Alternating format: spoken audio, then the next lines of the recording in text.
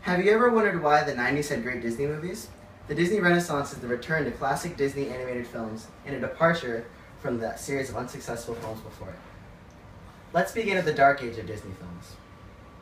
The dark age is the era of the financially unsuccessful Disney films, lasting from 1971 to 1988. This era was caused by the death of Walt Disney in 1966 and his brother Roy O. Disney in 1971. Some films produced in this era are The Aristocrats, Robin Hood, The Fox and the Hound, The Rescuers, and The Black Cauldron. All of these films are considered Disney classics, but did not make much of the box office. One of the things that made these films not as successful was Don Bluth's animation studio. Don Bluth was a former Disney animator who went on to form his own studio and released films such as The Secret of Nymph, The Land Before Time, and An American Tale. In 1988, Disney enlisted the producer of these films, Steven Spielberg, to perform a live-action animated hybrid film featuring a crossover of Disney characters, Looney Tunes, and more. This blockbuster hit is known as Who Framed Roger Rabbit. Once this film brought financial success to the Walt Disney Animation Studio, the studio had faith in producing a classic, big Broadway-style musical. This musical is known as Hans Christian Andersen's Little Mermaid.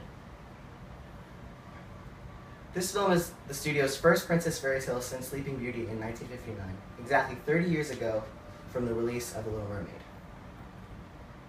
The Little Mermaid was actually in production in the 1930s, but it was scrapped after the financial disaster of Sleeping Beauty.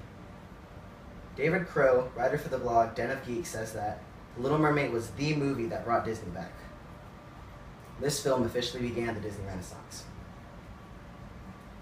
Beauty and the Beast followed in 1991.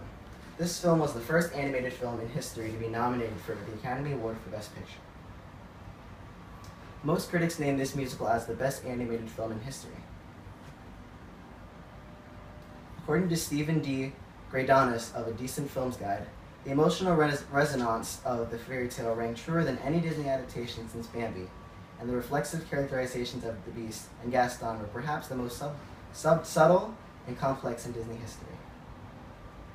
Some Renaissance films did not experience criticism, however.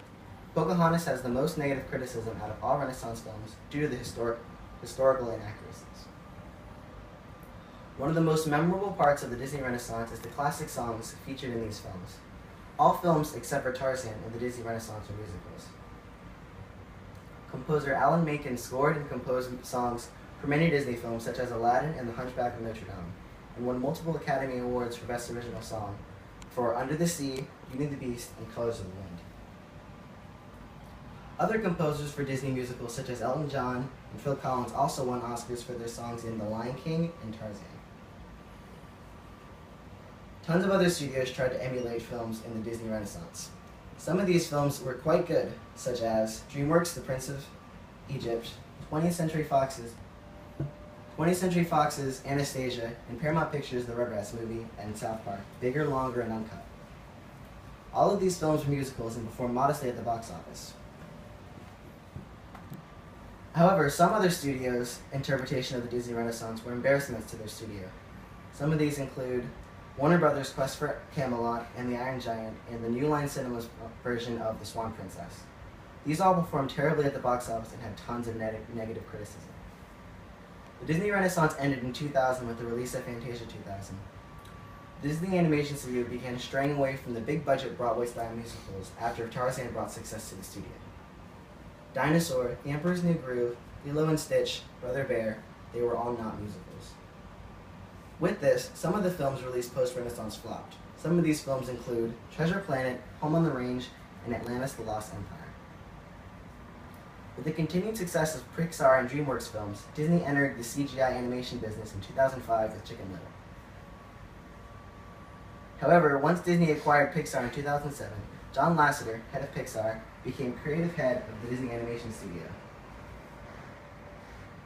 A CTV News article states that Lasseter saved Disney's animation department.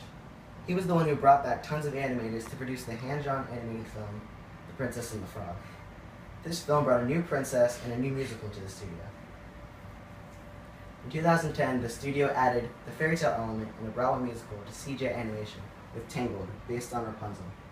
Other Disney classics followed Tangled, such as the 2011 version of Winnie the Pooh and Wreck-It Ralph in 2012. In 2013, the Walt Disney Animation Studio released one of the most successful films in Disney history since The Lion King, Frozen. Frozen became the second animated film to make $1 billion at the box office, after Toy Story 3, the first Disney studio film to win Best Animated Feature, and the first Disney animated film to win the Oscar for Best Original Song since Tarzan. This puts the studio currently in the revival era, which leads us up to the present. The Disney Renaissance was fueled by the success of Who Framed Roger Rabbit, and was filled with films such as The Little Mermaid and Aladdin.